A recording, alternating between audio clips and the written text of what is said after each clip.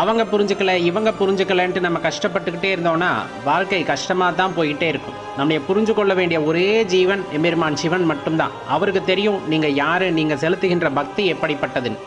உண்மையாக சொல்லப்போனால் சிவபெருமானால் தேர்ந்தெடுக்கப்பட்டவர் நீங்கள். மற்றவங்க என்ன தேர்ந்தெடுக்கலை, அவங்க என்ன நிராகரிக்கிறாங்க, இந்த மாதிரி ஏக்கங்களோ இந்த மாதிரி எண்ணங்களோ மனதில் வரவே கூடாது. இறைவன் உங்களை தேர்ந்தெடுத்திருக்கிறார் என்றால் நீங்கள் ஒரு அற்புதமான பிறப்பாகத்தான் இருப்பீர்கள் என்பதை முதலில் நீங்கள் நம்ப வேண்டும். சிவ வழிபாடு எல்லாத்தினாலையும் செய்யக்கூடியது அல்ல. எதற்கும் துணிந்தவர்கள், எது வந்தாலும் பார்த்துக்கலாம் அப்படிங்கிறவங்க. ஏன்னா சிவ வழிபாடு செஞ்சா கஷ்டம் வருது அப்படி இப்படின்னு ஒரு மாயை பிம்பம் உண்டாகி விட்டதல்லவா. அதனால அது வந்தாலும் சரி பார்த்து கொள்ளலாம் என்ற மன எண்ணம் உடையவர்கள், மனோதிடம் உடையவர்கள் தான் சிவபக்திக்குள்ளே இறங்குகிறார்கள். அதனுள் இருக்கின்ற ஆழமான அன்பை ருசிக்கிறார்கள். மாறாக இந்த உலக பற்றுகளிலே ஆசை கொண்டவர்கள், பணம் புகழ் இந்த மாதிரி எல்லாம் எனக்கு வேண்டும் என்ற அடிப்படையிலே ஒரு